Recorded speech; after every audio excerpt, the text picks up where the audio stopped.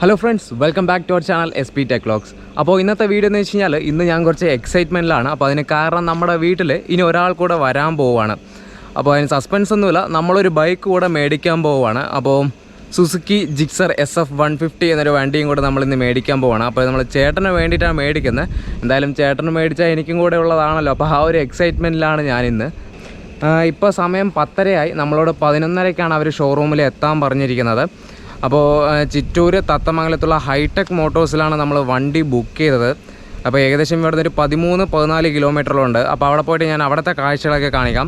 അപ്പോൾ അതിന് മുൻപ് പതിവ് പോലെ നമ്മുടെ ചാനൽ ഇതുവരെ സബ്സ്ക്രൈബ് ചെയ്തിട്ടില്ലെങ്കിൽ സബ്സ്ക്രൈബ് ചെയ്യാം. ഈ വീഡിയോ ഇഷ്ടപ്പെട്ട് ഞാൻ ലൈക്ക് ചെയ്യുക, കമൻറ്റ് ചെയ്യുക. തീർച്ചയായും ഈ വീഡിയോ സ്കിപ്പ് ചെയ്യാതെ കാണുക.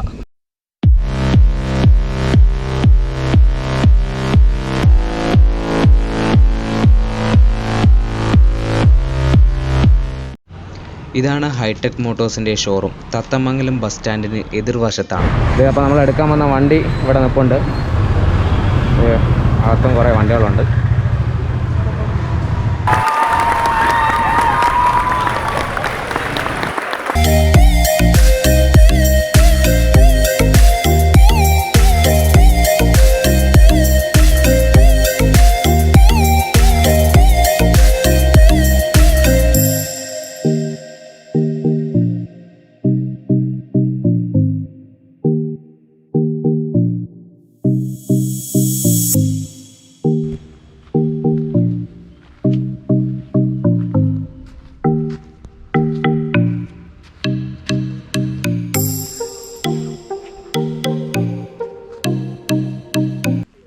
അപ്പോൾ ഇതൊരു റിവ്യൂ വീഡിയോ ഒന്നുമല്ല. അപ്പോൾ ഞാൻ ഈ വണ്ടി ഓടിച്ചപ്പോൾ എനിക്ക് തോന്നിയ എക്സ്പീരിയൻസ് ഞാൻ നിങ്ങളുമായിട്ട് ഷെയർ ചെയ്യുന്നതാണ്. അല്ലാതെ ഞാനിപ്പോൾ ഒരു മോട്ടോ വ്ളോഗർ കാര്യമൊന്നുമല്ല.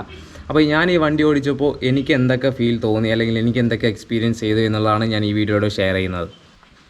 ഇനി എല്ലാവർക്കും തോന്നുന്ന ഒരു ചോദ്യമാണ് എന്തുകൊണ്ട് ജിക്സർ എന്ന്. അപ്പോൾ എനിക്കതിന് പ്രത്യേകിച്ച് 3 കാരണങ്ങളാണ് പറയാനുള്ളത്. 1, ഈ വണ്ടിയുടെ സ്പോർട്ടീവ് ലുക്ക്. 2, സാധാരണക്കാരനെ സംബന്ധിച്ചിടത്തോളം മെയിനാണ് മൈലേജ്. അതുപോലെ തന്നെ 3 വെച്ച് കഴിഞ്ഞാൽ ഈ വണ്ടിയിലെ റൈഡിങ് കംഫർട്ടും, അതും പില്ലിയൻ സീറ്റിൽ വരുന്ന റൈഡിങ് കംഫർട്ട്. അപ്പോൾ ഈ ഒരു കാരണങ്ങളൊക്കെയാണ് ഞങ്ങളെ ഈ ഒരു ജിക്സർ SFലോട്ട് കൊണ്ടുവന്ന് എത്തിച്ചത്. നമ്മളൊരു വണ്ടി ഷോറൂമിൽ നിന്ന് ഇറക്കുമ്പോൾ എന്തൊക്കെ ശ്രദ്ധിക്കണമെന്ന് ചോദിച്ചാൽ ആദ്യം നോക്കേണ്ടത് സ്ക്രാച്ചസ് ഉണ്ടോ എന്നാണ്. കാരണം ഇതെല്ലാം ലോറിയിൽ വരുമ്പോൾ സ്ക്രാച്ച് വീഴാനുള്ള സാധ്യതയുണ്ട്. ഫൈബർ ബോഡി ആയതുകൊണ്ട് തന്നെ അതിന് സാധ്യത കൂടുതലാണ്. അടുത്തത് തുരുമ്പാണ്. മെയിനായിട്ട് റിമ്മ്, നട്ട്, ബോൾട്ട്, ചെയിൻ എന്നിവിടങ്ങളെയാണ് നോക്കുന്നത് നന്നായിരിക്കും. കാരണം ഇവിടെയൊക്കെയാണ് പെട്ടെന്ന് റസ്റ്റ് പിടിക്കാനുള്ള, തുരുമ്പ് പിടിക്കാനുള്ള സാധ്യത കൂടുതലുള്ള സ്ഥലങ്ങളാണ് ഈ നട്ടും ബോൾട്ടും അവിടെയെല്ലാം. അപ്പോൾ അവിടെയെല്ലാം ശ്രദ്ധിക്കുന്നതൊന്ന് നന്നായിരിക്കും. പിന്നെ ഷോറൂമിൽ നിന്ന് ഇറക്കുന്നതിന് മുൻപ് പേപ്പേഴ്സ് ഒന്ന് ക്രോസ് ചെക്ക് ചെയ്യാം.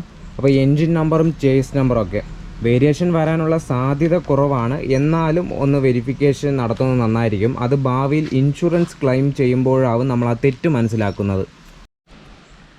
ഇപ്പോൾ വരുന്ന വാഹനങ്ങളെല്ലാം രജിസ്ട്രേഷൻ കഴിഞ്ഞാണ് കസ്റ്റമറുടെ കയ്യിൽ കിട്ടുന്നത്. ആദ്യം വണ്ടി ഡെലിവറി സമയത്ത് ടെമ്പററി രജിസ്ട്രേഷൻ മാത്രമായിരുന്നു ലഭിച്ചുകൊണ്ടിരുന്നത്. പിന്നെ നമ്മൾ വണ്ടി RTOയുടെ മുന്നിൽ ഹാജരാക്കിയാണ് രജിസ്ട്രേഷൻ ചെയ്തുകൊണ്ടിരുന്നത്. ഇപ്പോൾ അങ്ങനെയൊന്നുമില്ല. വണ്ടി കയ്യിൽ കിട്ടുമ്പോൾ തന്നെ നമുക്ക് നമ്പർ പ്ലേറ്റ് വിത്ത് പഞ്ച് ചെയ്തിട്ടാണ് കിട്ടുന്നത്. ഇനി നമുക്ക് ഈ വണ്ടിയുടെ സ്പെസിഫിക്കേഷൻസ് ഒന്ന് നോക്കാം. അപ്പോൾ ആദ്യം നമുക്ക് ഫ്രണ്ടിൽ തന്നെ തുടങ്ങാം. അപ്പോൾ ലുക്ക് വൈസ് എനിക്ക് ഭയങ്കരമായിട്ട് ഇഷ്ടപ്പെട്ടു. അപ്പോൾ ജിക്സറിൽ തന്നെ നമുക്ക് 2 വേരിയൻറ്റ് നമുക്ക് ലഭിക്കും. ഇതിൻ്റെ തന്നെ നേക്കഡ് വേർഷനും കിട്ടും. അതിൽ ഏകദേശം നമുക്ക് ഈ ഒരു മാസ്ക്, ഈ ഒരു കിറ്റ് ഉണ്ടാവത്തില്ല. അതിന് പകരം നമുക്കൊരു ഹെഡ്ലൈറ്റ് മാത്രമായിരിക്കും ഉണ്ടാവുക. അപ്പോൾ അത് ഏകദേശം നമ്മുടെ ഡ്യൂക്ക് 200 പോലെയാണ് എനിക്ക് ഹെഡ്ലൈറ്റ് അതിൻ്റെ സാമ്യമായിട്ട് തോന്നിയത്. ഹാൻഡിലെ കുറിച്ച് നോക്കുവാണെങ്കിൽ നമുക്ക് ഫ്ലിപ്പ് ഓൺ ഹാൻഡിൽസാണ് ഇതിൽ വരുന്നത്. അപ്പോൾ അതുപോലെ തന്നെ റൈറ്റ് സൈഡിൽ എൻജിൻ ഓൺ ഓഫ് സ്വിച്ചും സെൽഫ് സ്വിച്ച്, അതുപോലെ തന്നെ നമുക്ക് ഹോൺ, ഇൻഡിക്കേറ്റർ സ്വിച്ച്, ഡിമ്മും ബ്രൈറ്റും, അതുപോലെ തന്നെ ലൈറ്റ് പാസ് സ്വിച്ച്, ഇത്രയും കാര്യങ്ങളാണ് നമുക്ക് ഹാൻഡിലിൽ വരുന്നത്. 12 ലിറ്റർ കപ്പാസിറ്റിയുള്ള ഫ്യൂൽ ടാങ്കാണ്.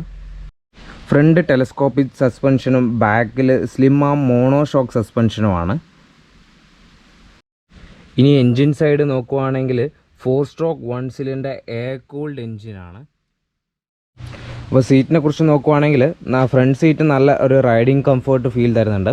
അതുപോലെ പില്ലിയൻ സീറ്റാണെങ്കിൽ എനിക്ക് കൂടുതൽ ഇഷ്ടപ്പെട്ടത് പില്ലിയൻ സീറ്റാണ്. അപ്പോൾ പ്രായം കൂടിയവർക്കും ഈസി ആയിട്ട് നമുക്ക് യാത്ര ചെയ്യാൻ പറ്റുന്ന തരത്തിലാണ് ഈ ഒരു പില്ലിയൻ സീറ്റ് വെച്ചേക്കുന്നത്. എക്സോസ്റ്റ് ആണെങ്കിൽ ഡ്യുവൽ ചാനൽ കർവ് ഡിസൈനാണ്. അതിൽ ക്രോം ഫിനിഷിംഗ് എല്ലാം ചെയ്ത് കാണാൻ നല്ല ഭംഗിയായിട്ടുണ്ട്. ഇതിൻ്റെ പുറകിൽ വരുമ്പോൾ മെയിൻ അട്രാക്ഷനായിട്ട് LED ടെയിൽ ലാമ്പ് കൊടുത്തിട്ടുണ്ട്. അപ്പോൾ അതിൻ്റെ ഇൻഡിക്കേറ്റേഴ്സ് നോക്കുവാണെങ്കിൽ എല്ലാം ഹാലോജൻ ബൾബാണ്. അതും കൂടെ LED കൊടുക്കാമായിരുന്നു. ഇനി നമുക്കിതിൻ്റെ മീറ്റർ കൺസോളും കൂടി നോക്കിയേക്കാം. അപ്പോൾ ഡിജിറ്റൽ മീറ്ററാണ് ഇതിനകത്ത് വന്നേക്കുന്നത്. അപ്പോൾ ഓൺ ചെയ്യുമ്പോൾ തന്നെ ഗോ എന്നൊരു മെസ്സേജ് കാണാം. അപ്പോൾ ഇതിൻ്റെ മീറ്ററിന് താഴെയായിട്ട് നമുക്കിവിടെ ഒരു അഡ്ജസ്റ്റിൻ്റെയും സെലക്റ്റോൻ്റെ 2 സ്വിച്ചുകൾ കാണാം. നമുക്ക് ട്രിപ്പിങ്ങിൻ്റെയും അതുപോലെ തന്നെ ടൈമും കാര്യങ്ങളെല്ലാം സെലക്ട് ചെയ്യാനായിട്ട് നമുക്ക് കാണാൻ പറ്റും. ഇനിയിപ്പോൾ മീറ്ററിനകത്ത് നോക്കുവാണെങ്കിൽ ഗിയർ പൊസിഷൻസിൻ്റെ കീസും അതുപോലെ തന്നെ സ്പീഡോമീറ്ററും ഓഡോമീറ്ററും അതുപോലെ തന്നെ ഫ്യൂൽ ഗേജ് RPM മീറ്റർ ഇത്രയൊക്കെയാണ് നമുക്ക് മീറ്ററിനകത്ത് വരുന്നത്. ഇനി അതിന് പുറത്ത് നോക്കുകയെന്ന് വെച്ച് കഴിഞ്ഞാൽ ന്യൂട്രൻ്റെ LEDസും അതുപോലെ തന്നെ ABSൻ്റെയും ഇൻഡിക്കേറ്റേഴ്സിൻ്റെയും അതുപോലെ തന്നെ നമുക്ക് എൻജിൻ്റെയും ഇത്രയും സ്വിച്ചുകൾ ഇൻഡിക്കേറ്റേഴ്സ് നമുക്ക് ഇതിനകത്ത് കാണാൻ സാധിക്കും. ഇനി നമുക്ക് ഈ വണ്ടി ഒന്ന് സ്റ്റാർട്ട് ഇതിൻ്റെ എക്സോസ്റ്റിൻ്റെ സൗണ്ടും കൂടി ഒന്ന് കേട്ടേക്കാം.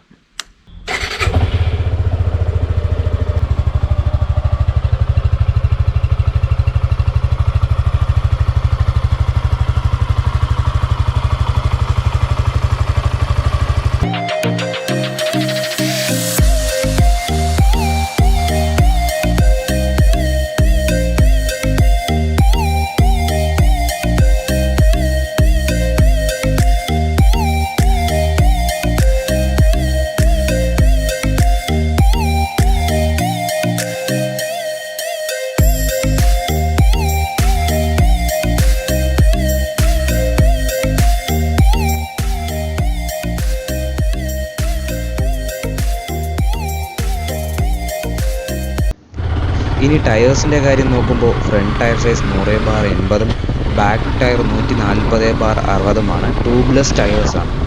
15 ഇഞ്ച് അലോയ് വീലാണ്. ലൈറ്റ് വെയ്റ്റ് ആണ്. നല്ല രീതിക്ക് ഹാൻഡിൽ ചെയ്യാൻ പറ്റും. വണ്ടി ഡെലിവറി എടുത്ത് ഏകദേശം 200 കിലോമീറ്റർ ഓടിച്ച ശേഷമാണ് ഈ വീഡിയോ എടുക്കുന്നത്. ഗിയർ ഷിഫ്റ്റിംഗ് ആണെങ്കിൽ ഭയങ്കര സ്മൂത്താണ്. 5 സ്പീഡ് ഗിയർ ബോക്സ് ആണ്. ഗിയർ ഷിഫ്റ്റിംഗ് സമയത്ത് സ്ലിപ്പായി പോകുന്ന പ്രവണതയൊന്നും കണ്ടില്ല. ഇനി ഈ ബൈക്കിൻ്റെ ബ്രേക്കിംഗ് സിസ്റ്റത്തെക്കുറിച്ച് നോക്കുവാണെങ്കിൽ front 266 mm disc single channel ABSലോടുകൂടിയാണ് ഈ വണ്ടി വരുന്നത്. ബാക്ക് ടയറാണെങ്കിൽ 240 mm ഡിസ്ക് ബ്രേക്കാണ്. അപ്പോൾ ഈ ഒരു വീഡിയോ ഇഷ്ടപ്പെട്ടെങ്കിൽ തീർച്ചയായും ലൈക്ക് ചെയ്യുക, കമൻറ്റ് ചെയ്യുക, ഷെയർ ചെയ്യുക. അതുപോലെ നമ്മുടെ ചാനൽ ഇതുവരെ സബ്സ്ക്രൈബ് ചെയ്തിട്ടില്ലെങ്കിൽ സബ്സ്ക്രൈബ് ചെയ്യുക. അപ്പോൾ മറ്റൊരു വീഡിയോയിൽ വീണ്ടും കാണാം. Signing out SP.